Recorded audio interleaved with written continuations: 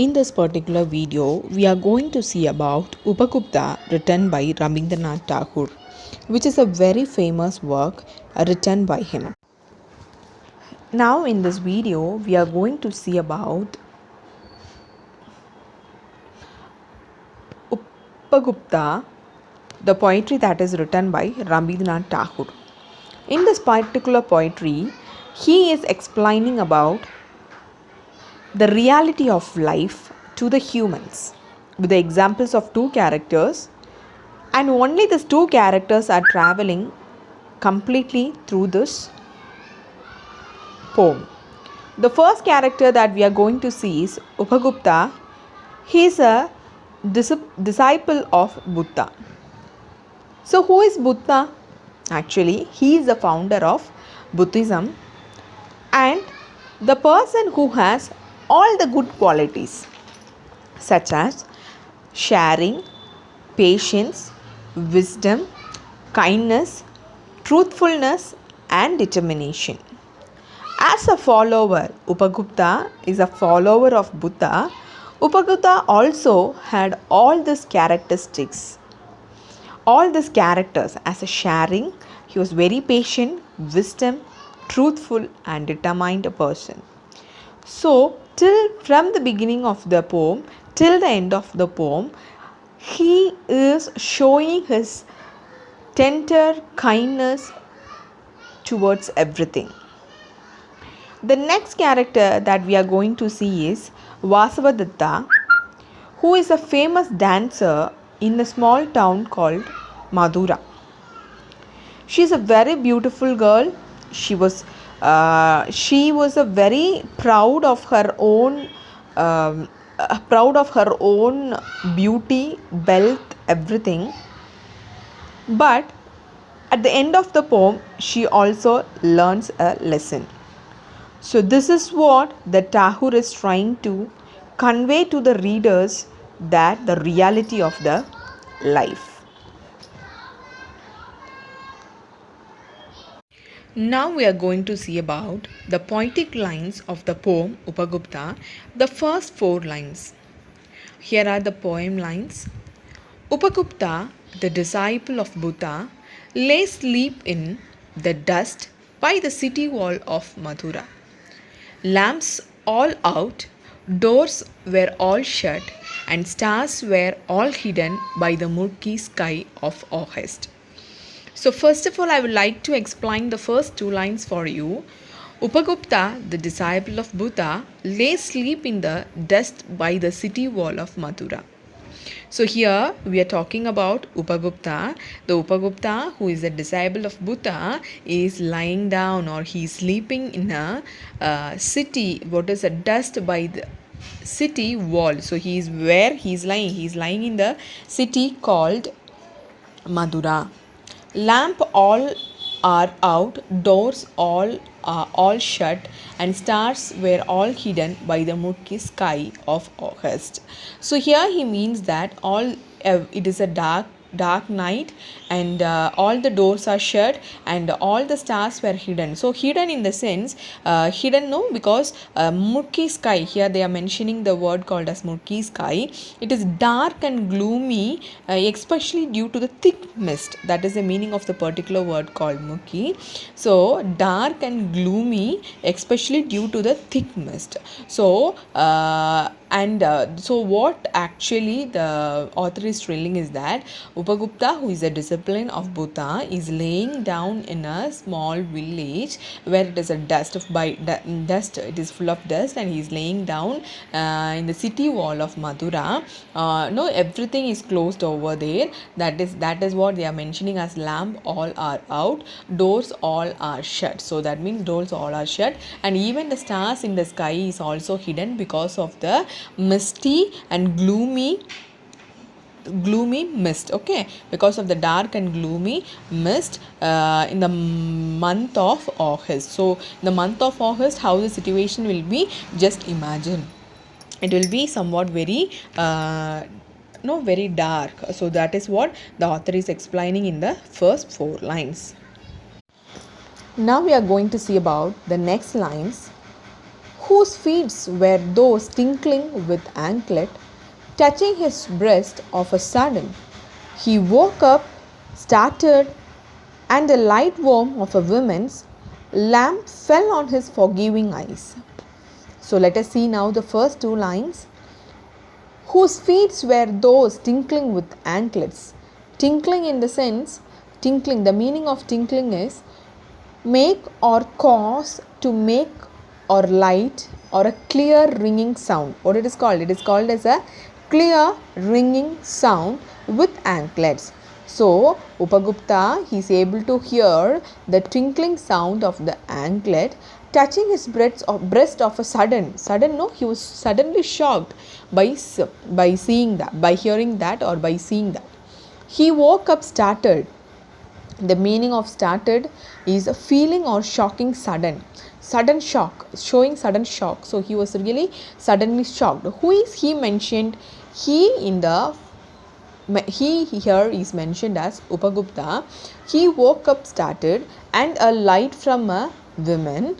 So he has woke up because he is getting a light from a man. Lamp fell on his forgiving eye. So already we saw that Upagupta is a very kind person. So he is able to see the he is able to see the light that is coming from women to his forgiving eyes. So what the author is actually trying to say in this particular lines, that is from the 5th line to the 8th line, the author is trying to convey that he is hearing the noise of the anklets. With that noise, he is able to suddenly get up, and when he saw, he got a sudden shock by seeing the light from a woman, and that light has fallen towards him.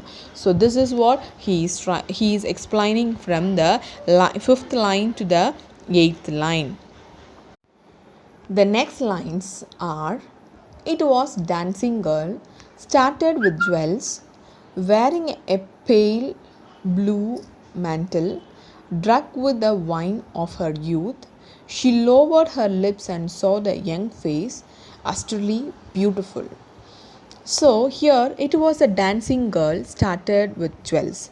So who is he? Now it was a dancing girl that we are talking about, the dancing girl who is being started in the sense it is being covered with a star shaped mask or object. So here the lady is being covered with jewels. So the dancing girl is covered with jewels. She is wearing a pale, that is a very light in colors. So pale blue mantle, it means that she is wearing a dress in the light like a light in color, drunk with the wine of her youth. So when we see the dancing girl itself, she is being covered with jewels, and she is wearing a very light, dark, light dress color she is wearing, and she is having with the wine of her youth. So she is very, very proud, as we recalled in the beginning.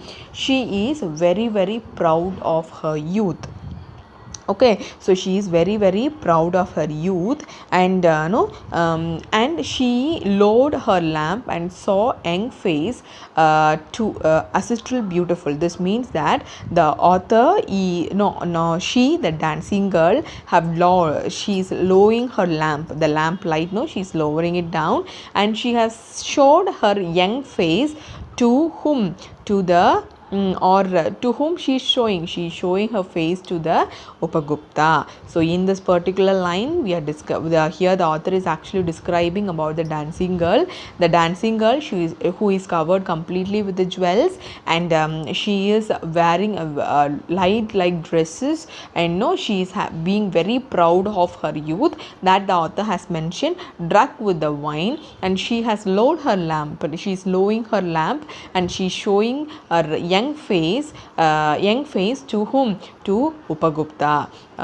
This is what the author is trying to convey in this line. Now we are going to see from 14 to 21 lines. Forgive me, young ascetic, said the women. Graciously come to my house. The dusty earth is not fit bed for you. The young ascetic answered, women, go on your way. When the time is ripe, I will come to you. Suddenly, the black knight showed its teeth in the flash of lightning. So, forgive me, young ascetic, said the women. Graciously come to my house. The dusty earth is not fit bed for you. In these three lines, actually, it has been said by the women to Upagupta. She is telling that aesthetic, a person, one who is been characterized with self discipline. Okay, so, in a very pleasant manner, in a graciously means in a very pleasant manner, she is asking the Upagupta, come to my house. So, come to my house, and the dusty earth is not fit bed for you. So, she is actually explaining that as you are being aesthetic, this place is not fit for you, and you should not sleep here. So, you just come to my house. So, next our Upagupta is answering. The young ascetic answer, women go on your way. So our Upagupta is telling that women, you just go in your own way. When the time is reaps, I will come to you. So the young women, you just now go away from me. But when the time comes, I will surely come to you. These are the words that is said by Upagupta towards the dancer. As soon as the word said by Upagupta, suddenly the black knight showed its teeth. So very nice imaginary ability that the author has given here. Suddenly the black knight showed its teeth in flashing the light. That means we have already seen in the last answers that it was very dark night. All the stars were hidden. Am I right? Because it was a very moody day and it was very dark night. And suddenly the author is explaining that what happened as soon as when Upagupta uttered the word that when time comes I will come. Suddenly how the author is using his imaginary ability is that suddenly the the sky is the black night is not the sky, sorry, the black night is showing its teeth. Showing its teeth by flashing the lightning. So you know how lightning will be, and by that the author is imagining and he is explaining that. So every day, all the days will not be same for everybody, and that is what the author is trying to convey here. We have the next lines. The storm rolled from the corner of the sky, and the women trembled in the fear of some unknown danger. A year have not yet passed. It was evening of day in April, in the spring season. So in this particular poem, we have already discussed about 1 month, that is about the month of August. And again in this particular line, that is from line 22 to 26, we are able to discuss about the month April. The storm growled from the corner of the sky, and the women terrible in the fear of some unknown danger. So now here they are describing about the dancer that now the sky, the sky is giving a storm is been coming from the corner of the sky, and the women, who is the women here, the women is none other than our dancer. She's really terribly feared about the unknown danger. She's having some unknown danger with her, and she's really feared for that. Not even a year had passed. So here the author is saying year have not yet passed. So the author is telling that year have not yet passed. It was evening of a day in April. So last we saw about August, and now the evening in April, and in here they are explaining about a season, the spring season also. The next lines are: the branches of the wayside trees were full of blossoms. Gay notes of a flute came floating in the warm spring air from afar. So, here the author is trying to convey us that the branches of the way of the side trees are full of blossoms. Okay, it's very beautiful. And gay notes means here it means that light-hearted and carefree notes of a flute. So, flute came floating. So, it is very gentle, no, it is, they are explaining actually in this lines, the author is actually explaining about the springtime, how warm it will be, how gentle it will be, all the wind, everything, how it will be. So that is what the author is explaining here from the line 27 to 29th line. The next lines are: The citizen had gone to the wood for the festival of flowers. From the mid sky gazed the full moon on the shadow of the silent town. So, here in these lines, the author is trying to convey that all the citizens are there in the celebration or they are in the festival of flower, they are in a celebrating mood, but at the same time from the mid sky gazed, so gazed in the sense looking steadily the full moon on the shadow of a silent town. But even though the town is completely silent and steady, with what the author is actually explaining, with the explaining with the full moon. So he's explaining that even though the citizen had gone, even though the citizens are there in the mood of celebrating something, but at the same time the city is also very silent, and it's a and it's also a night time, and by which we can understand that we can understand through the full moon of the shadow of a silent town. So in the night, it was a night time, and all the citizens are there in their own work, or they are in the celebrating mood, but it is very silent. And why it is very silent? It's a very night time, by which we are able to understand that it is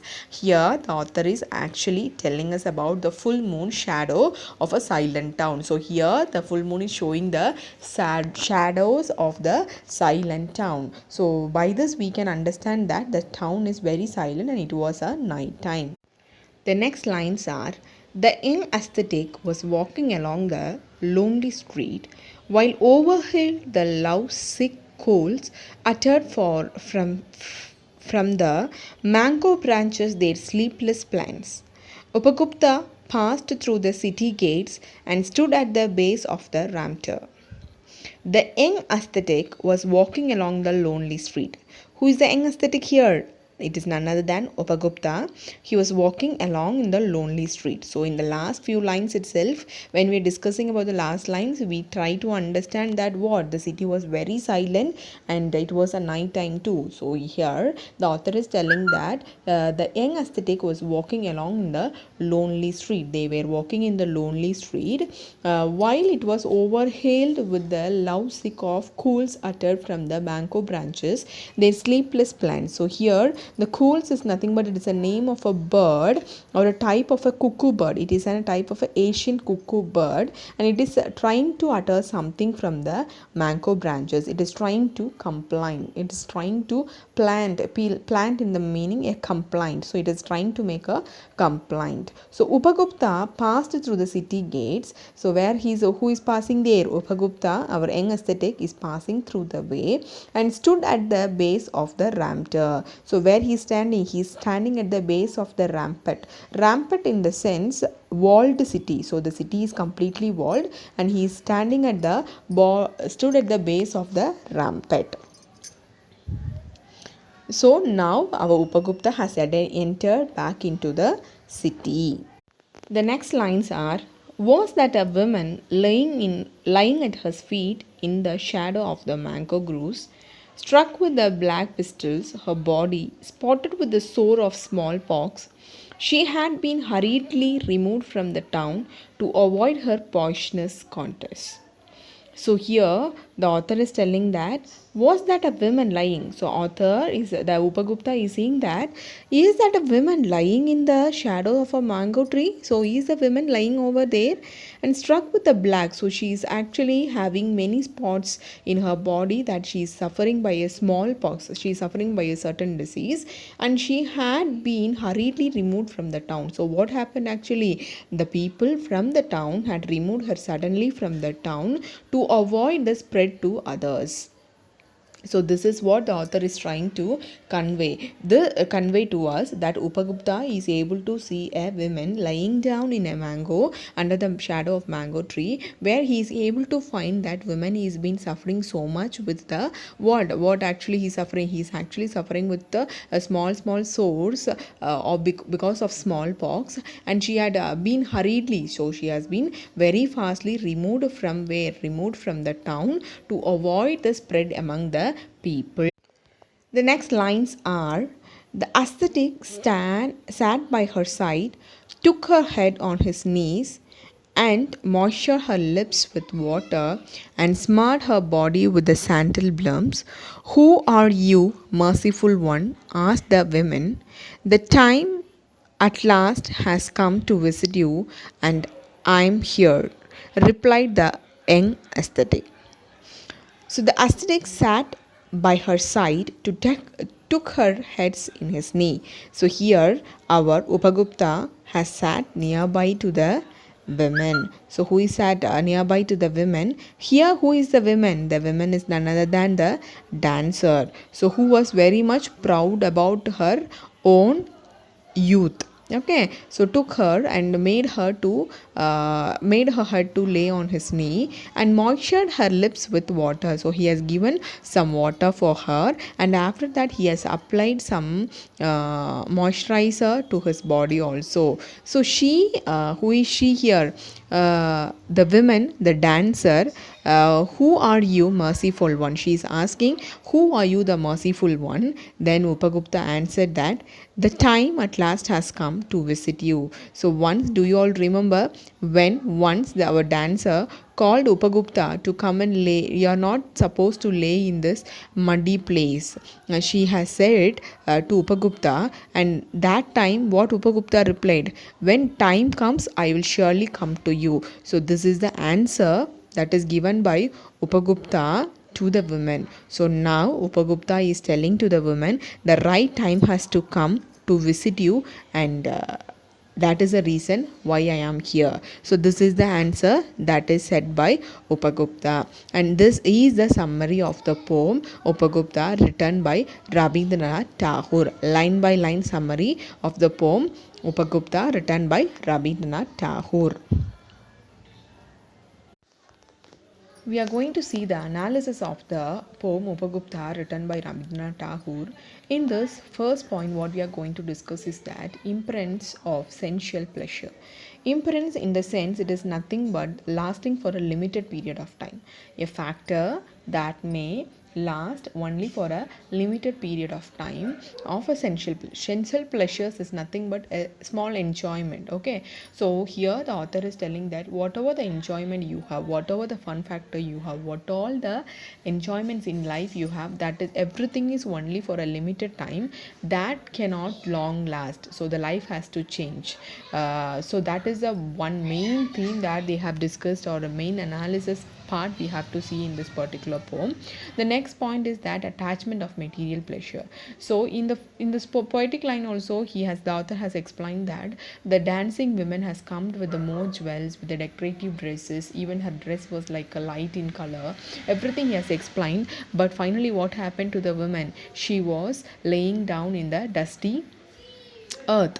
So which means that even the attachment towards the material pleasure, for example, once you like your mobile phone so much, you will love it and you will always have it in your hand. So similarly, if it break down, if it fall down, if it break, no way that you have to move to the next one. So here the author is talking about the material attachment towards the material pleasure, that also it is very very limited, very limited, and that also will not last for very longer time. So this two things has been very beautifully explained by Tagore through by the achievement of a dancing girl with the help of Upagupta, the aesthetic person. He has explained the dancer what life is by his philosophical and spiritual truth. So this is a very important analytical space where we have to discuss in this particular poetry. And we have in the upcoming slides, we are going to see about the we are going to discuss about the rest of the analysis of this particular poem. We are going to discuss about the overall idea about the poem. Actually, the author here, he is explaining about the poem presents two moments of life. Okay, the author is actually explaining the two moments of the life of a dancing girl. Dancing girl, first of all, she comes to Upagupta and asks, who was a disciple of Buddha. She is asking him that you should not sleep in this dusty muddy place, and please come to my house. What is the reply said by Upagupta? He says that when the time is coming, I will surely come to you. So this describes that when she asked such a question, she was very very happy in her life. She was very proud of her youth age, and she was very proud to be the dancer of that particular village. And she was in such a situation, she was living her life happily. But after very long days, not even 1 year has passed, when Upagupta was trying to pass the same city again, he saw a woman laying down under the mango tree in the dusty earth. So she was lying over there, and when he found over there that it was a dancer, and no, she has been suffered by a smallpox, and it was a spreading disease, and she had so many wounds in her body, and so the people in the town had thrown her out of the sure they have put her out of the town, mainly to avoid the spread of the diseases.